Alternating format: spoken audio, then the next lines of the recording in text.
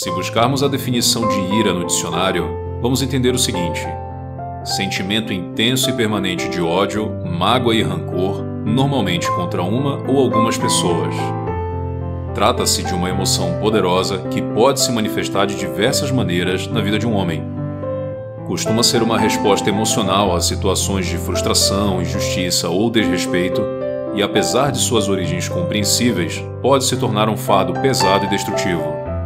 No caso dos homens, os danos que resultam de um estado de ira sem controle costumam ser muito nocivos não só para ele, mas para todos aqueles que o cercam.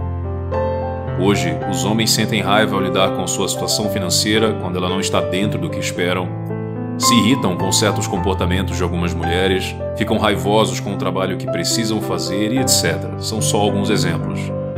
Cada homem reage de uma maneira diferente. Alguns fazem birra, outros se isolam, tem aqueles que extravasam através da violência, entre outras situações. Toda essa raiva acumulada e mal direcionada é um perigo. Acredito que os homens devem ser referências, exemplos no meio em que vivem. Devem ser os condutores.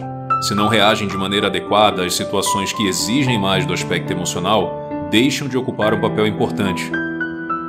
Grandes homens se tornaram notáveis pela capacidade de construir algo relevante, mesmo em situações de alto estresse. Sêneca diz o seguinte, no livro sobre a ira: o homem foi criado para o auxílio mútuo, a ira para a destruição mútua. Para que um homem seja capaz de liderar, prover sua família, ser um exemplo no trabalho, na comunidade ou em qualquer outra situação, ele precisa ser capaz de lidar até mesmo com os sentimentos mais fortes e utilizá-los como combustível. Um bom exemplo de como a ira pode ser nociva quando não é controlada e direcionada é a história de Ivan, o Terrível. Ivan foi o fundador do czarismo russo e era conhecido por sua excentricidade. Era inteligente, mas também muito agressivo. Costumava ter acessos de fúria e, curiosamente, também era muito piedoso. Em 1581, o monarca russo, em um de seus surtos, matou seu filho e herdeiro do trono, Ivan Ivanovich. Ivanovich, assim como seu pai, costumava ser dominado pela ira. Era extremamente cruel e sádico, a ponto de assistir às sessões de tortura contra seus inimigos. Após a Guerra da Livônia, o czar assinou um tratado de paz e Ivanovich, contrariado, não gostou nem um pouco. Como se não bastasse, passou por cima do tratado e, contra as ordens do czar, iniciou uma represália contra aqueles com quem seu pai tinha assinado um acordo. Furioso, o czar agrediu sua nora, que estava grávida, resultando na perda do bebê. Quando Ivanovich descobriu, foi tirar satisfação com o pai, como é natural. E durante a discussão, o czar, tomado pela raiva, agrediu o próprio filho com um objeto pontiagudo. Vendo a situação, o czar se deu conta do grande erro. Ajoelhou-se no chão, abraçou o filho ferido e disse: "Maldito seja eu, matei meu próprio filho."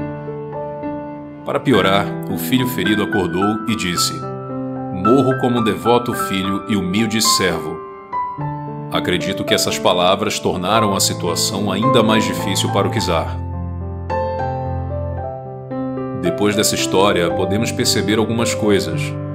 Primeiro, Ivanovich era raivoso, chegando ao ponto da crueldade e sadismo. Provavelmente, isso é fruto do meio em que vivia, tendo como referência o próprio pai. Leva essa ideia para a tua vida e pensa: qual é o exemplo que tu passas para os teus familiares? Se já tem filhos ou irmãos mais novos, não acha que é provável que eles aprendam isso contigo? Ou ainda, há alguém assim no teu ambiente? Se sim, acha possível que esse comportamento seja absorvido pela tua personalidade? Acho importante que você reflita sobre isso. Segundo, a família já estava corrompida pela ira. O czar era dominado por ela, assim como seu filho. Em diversos momentos de suas histórias, a ira abriu espaço para a irracionalidade. Basta relembrar a agressão do czar contra sua nora grávida. Sêneca diz o seguinte sobre a ira: ela é igualmente desenfreada, alheia ao decoro, esquecida de laços afetivos, persistente e aferrada ao que começou, fechada à razão e aos conselhos, incitada por motivos vãos, inábil em discernir o justo e o verdadeiro, muito similar a algo que desaba e se despedaça por cima daquilo que esmagou. A ira é um sentimento natural, mas quando não é devidamente controlada, traz consequências devastadoras. Um homem dominado pela ira se torna escravo de suas próprias paixões e impulsos. É como se ele permitisse que forças externas assumissem o controle de sua mente, o que resulta em decisões impulsivas e ações prejudiciais tanto para si mesmo quanto para os outros. A história, como a que eu contei anteriormente e muitas outras, comprovam essa ideia.